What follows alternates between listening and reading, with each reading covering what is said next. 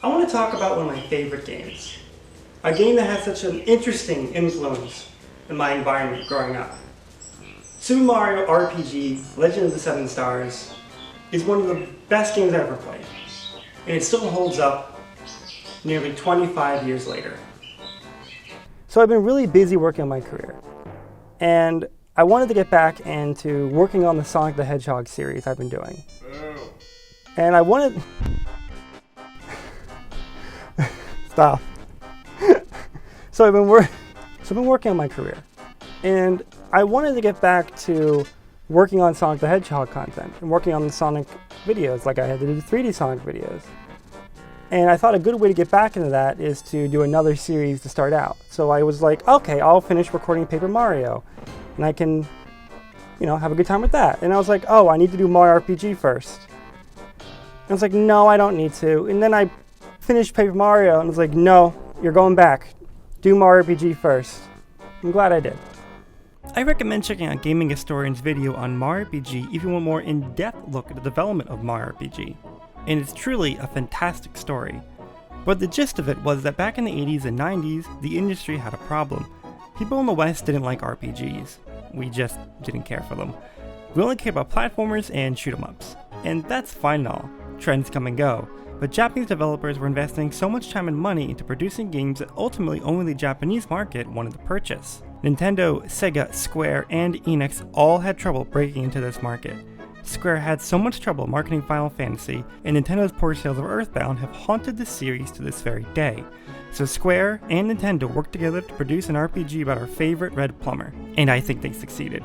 Directed by Yoshihiko Maekawa and Chihiro Fujioka, Mario RPG became, I believe, their most notable work, which moved on to them directing the Mario & Luigi series for Nintendo handhelds. Culturally, I can't really speak for the 90s. I can see online that the reception was high for the title. It sold well and had high praise from critics. But in the mid-2000s, oh boy. You couldn't go far without it coming up. I first experienced it when I used to subscribe to the Game Informer magazine from GameStop. There was an article talking about the game and it featured a purple crocodile with a top hat, who had a speech bubble that read, "Remember me?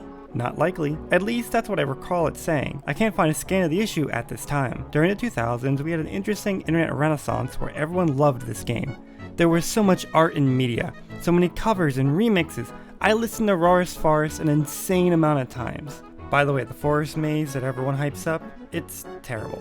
Every time I try to keep up with Geno, I just end up getting lost or get stuck in a battle with a freaking bee. Then in 2008, for the 250th release on the service, Nintendo redistributed the game.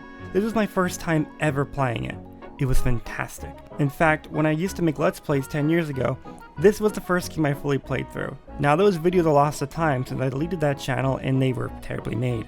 But that was one of the first pieces of content I had ever made myself, and it just spiraled from there. I never dropped my interest in video production. Now I don't think people really have as much of an option to play this game. It's only available to purchase on the Wii U, and who knows how much longer that'll be possible. Nintendo's current system, the Switch, doesn't have it. And that's fine. It's not fair to expect Nintendo to have every single game ever released all the time. But they shouldn't be surprised if people want to play the game and can't afford to shell over $100. Some people are going to have to turn to emulation and piracy, and I don't think it's fair to criticize them for doing so. For this review, I played the game on my SNES Classic, which is, again, not available from Nintendo right now, and at the end of the day, is also emulation. Anyways, I really think the mainstaying reason people really knew about this game is because of Smash Brothers. There was almost this pseudo-ironic attention around Geno from this one-off Square RPG getting into Smash as a character. To this day, people still ask for Geno, both ironically and hopefully. And don't worry, Sakurai definitely knows. There's no way Geno wasn't at least considered. But if you think Square Enix was ever going to let that happen before Cloud, Sephiroth, and Sora, then you're sorely mistaken. They did make Geno a Mii Gunner costume, which is fine enough. Mii costumes in Smash are kind of where they lay popular requests to rest, like Dovahkiin from Skyrim, or Shantae from Shantae, with the other just getting a spirit, or sticker, or an assist trophy, like Shovel Knight. So, yeah. I want Geno in Smash as much as the next guy, but it's a dead meme that Sakurai wasn't going to let happen. So the plot of Mario RPG is pretty straightforward. Mario is storming Bowser's castle to save the princess, but a giant sword called Exor falls down and forces everyone from the castle and shattering the Star Road. Now the people of the land can no longer have their wishes granted. Throughout his adventure, Mario must travel through the land saving the inhabitants from Smithy's gang, and many others, mind you, to collect 7 stars. Along the way, he'll create a party of Mallow, Geno, Bowser, and Peach, all of whom can fill a variety of roles within the team. Mario is mixed, Mallow is your mage, Geno is also mixed, Bowser is the tank, and Peach is the healer. You're by no means limited to these roles alone. Peach can do physical damage if you want, but there's really no comparison to her group hug ability. In fact, each member has a different enough special move pool to warrant using them for different parts of the game. Mallow's electric attacks are super useful for water enemies or the metallic boss Yardovich. This game does play like a lot of RPGs. I mean, it's a Square game, so it does share similarities to Final Fantasy, but the major mechanic introduced here was timed hits, which was the main mechanic carried over to both Paper Mario and the Mario & Luigi series. By properly timing your action, you can do more damage to an enemy or do a follow-up attack. It really makes you feel engaged with the fight, and it's my favorite type of RPG to play. Even the special moves get to have an extra effect. And I'm not just talking about specials like Geno Blast, where you need to time how long you hold down the Y button. I'm talking about healing moves like Group Hug or Comeback. Just press the Y button before that star touches its target to fully heal in addition to reviving. You can also block hits by pressing A when you're hit by an enemy, which works super well. It just doesn't let you block non-physical moves for whatever reason. I don't understand it, unless I'm straight up failing to block them each time they do some kind of issue with perspective. And I'm not kidding when I mention perspective. Because of this game's graphics, sometimes judging distance can actually be difficult.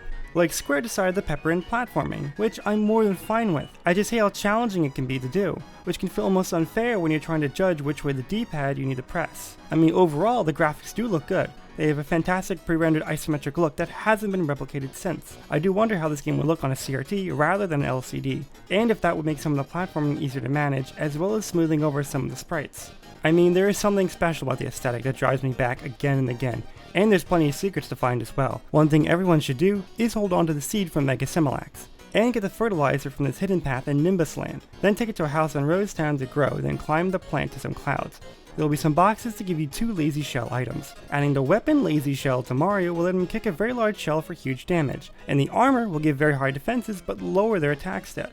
Very useful for Peach if you wanted to act as a defensive healer. And I mean, if you're already that beefed up, you may as well go fight the secret boss. Hidden in Monster Town you can find Culex, some kind of deity from another realm, a very obvious callback to Final Fantasy. I usually end up fighting him so long he runs out of mana for special attacks. I love having a boss like this. It's super silly and the writing is very self-aware. Like this whole game, very self-aware with its writing, which is super weird honestly. Like Mario was a 10-year-old series at this point. There really wasn't any Mario 3 nostalgia we got in the 2000s. And the whole game is written to break the fourth wall constantly and talk about how famous Mario is in this world. And again, this is before nostalgia baiting was popular with Mario games. And we have plenty of nods and callbacks to his earlier titles. Mario doesn't even talk. He just pantomimes everything, and the other characters do the talking for him. Which is strange, since Mario was in this weird transitional period before Mario 64. Like, Mario has always had this evolving presentation that has stagnated over the last decade, usually as Nintendo goes through consoles or different corporate executives. Like, Nintendo would never let a game like this be made again. At least, not with the same enemies. Nintendo has solidified the type of characters they allow to appear in Mario games overall. But in the 90s, there were so few Super Mario characters they had to really reach to create them for this title.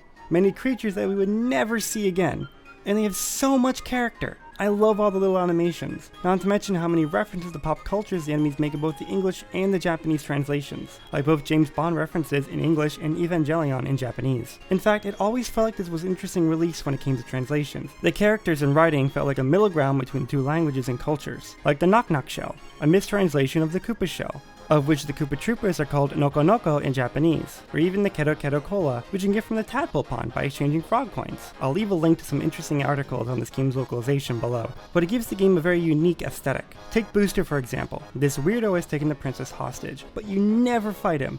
He just goes around doing silly things and having his goons fight you. A really cool nod is the beetle catching that he and his Sniffets enjoy, something that was definitely meant to highlight his childlike behavior, but it's lost its meaning in localization, since bug catching is more popular in Japanese media portrayals of children. So what's the big problem with this game? Well, it's the lack of availability. Like, you can currently only get it on the Wii U eShop. That's where you can currently purchase the game from. Now, you could always just go ahead and get a hold of a SNES Classic and play it that way, which is perfectly serviceable, but those are expensive. And honestly, no one would blame you if you just download the ROM of it. And frankly, that's what I suggest. Because Nintendo doesn't seem to want to sell their product again. And Square Enix doesn't seem very inclined to publish it again or give out the license for it. Which sucks, because like more people should play this game. More people should get a chance to play this game. And I'm really disappointed when I talk about it and people are like, who the hell is Croco? And I'm like, oh, you don't know who Croco is? Everyone's favorite purple dinosaur? No, not Spyro the Dragon. I will kill you. Now, at the very least, it's nice that Mario RPG still lives on. It's very nice that, in some sense, its spirit's carried on through Paper Mario and the Mario and Luigi series. Now, even though Alpha Dream is now defunct, those are still plenty of games for everyone to experience. And I'm hoping that one day Nintendo makes a sequel or some kind of maybe even a remaster of the original Mario RPG. But if they don't, that's fine. I hope it convinces someone to try the game out. Because I'm hoping that someone gets to have the same experience as I did, or at least have their own new experience. This has been Saffron. Thanks for listening.